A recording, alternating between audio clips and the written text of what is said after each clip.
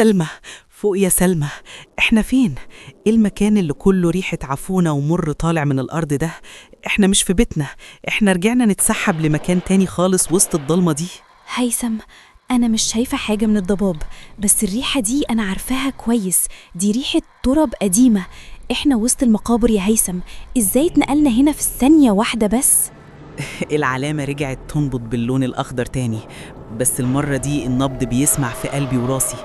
المكان ده طاقته سودة وبتبلعنا، والوجع بقى لا يحتمل، كأن في نار في عظمي.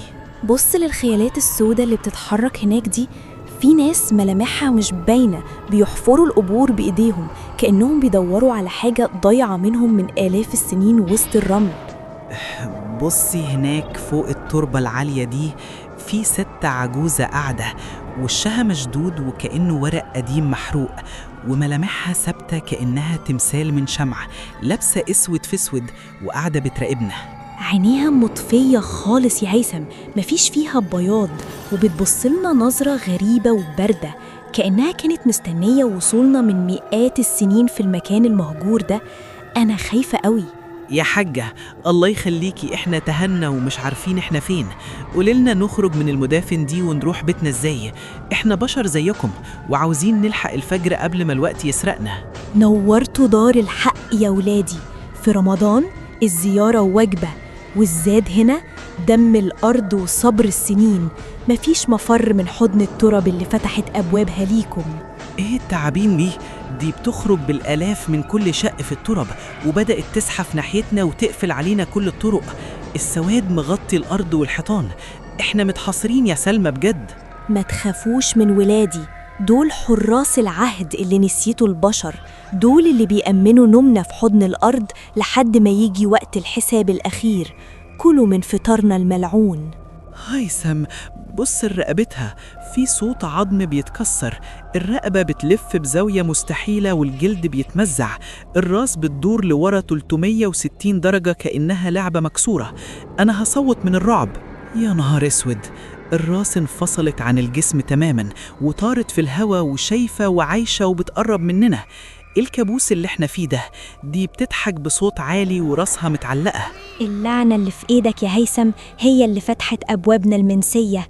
انت مش مجرد ضيف هنا، انت السكن الجديد اللي التراب دي منتظراه من قرون عشان ترتاح. التعابين بدأت تلف على رجلي يا هيثم، ملمسها ساقع وزفر زي التلج. أنا مش قادرة أتحرك من مكاني ده، والرمال بتسحبني لتحت. ساعدني يا هيثم قبل ما اختفي. ابعدوا عنها، الست دي مش بشر، دي شيطانة من زمن فات وقبر قديم. يا رب نجينا من فخ الموت ده ومن السحر الأسود اللي بيطاردنا في كل حتة بنروحها في رمضان. مفيش خروج من هنا، الزمان في التراب دي واقف للأبد. اللي بيدخل وسطنا بيفضل جزء من الحكايات المنسية اللي محدش بيسمعها برا. انتم بقيتوا ملكنا خلاص. بص في السما يا هيثم، قمر رمضان باين من ورا سحابة الضباب. ده الخيط الوحيد اللي يوصلنا لعالمنا الحقيقي، لازم نتحرك ناحيته بسرعة قبل ما يختفي ونضيع هنا يا هيثم.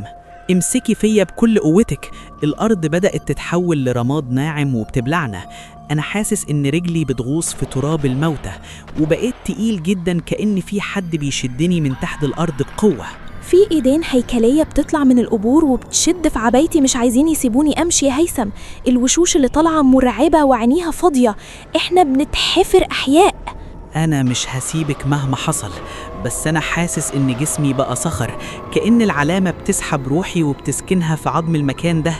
الوجع بيخليني عاوز أستسلم وأنام وسطهم هنا يا هيثم. مفيش هروب من قدركم المحتم، والليل ده ملوش فجر عندنا. الضلمة خلاص كلت ملامحكم وهتخليكم أشباح تايهة وسط المقابر زينا. استسلموا للقدر المكتوب ليكم. لا، بسم الله. العلامة نورت بنار خضراء قوية جدا، النار بتهب وبتحرق التعابين اللي حوالينا كلها وبتخلي الراس ترجع لورا مرة. أنا لسه هقاوم.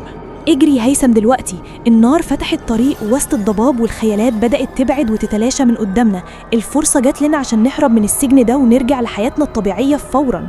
الراس الطايرة بتقرب من وشي قوي، ريحتها بخور ميتين وتراب قديم، وعينيها بقت كأنها جمر نار بيحرق وشي بجد. هي عاوزة تاخد العلامة اللي في إيدي بأي تمن. دوقوا طعم الوحدة اللي عشناها سنين. انتم بقيتوا قرابين للحارس اللي مستنيكم في قاع البير الملعون ده. مفيش صلاة ولا صيام هينقذكم من ايدينا النهاردة. إحنا صايمين وبحق الشهر الكريم ربنا مش هيسيبنا ليكي ولا لزمانك الظالم ده. ابعدي عنا يا ملعونة، أنا قلبي قوي بذكر الله، والنور ده هيحرقك ويحرق شرك كله. النور الأخضر بيقطع سحب السواد والضباب، الطريق بيوضح قدامنا. اجري يا سلمى وما تبصيش وراكي أبدا مهما سمعتي أصوات بتنادي عليكي. إحنا لازم نوصل للبوابة. البوابة الحديد الكبيرة اهي هناك وسط القبور الكتيرة. احنا لازم نوصل لها قبل ما العلامة تطفي والنور يروح ونتحبس أرواحنا في سجن الضلمة ده للأبد يا هيثم.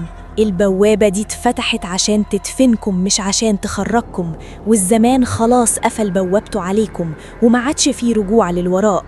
انتم دلوقتي جزء من تاريخ المقابر المنسي. افتحي يا لينا، يا رب استرها معانا وخرجنا من الكابوس ده.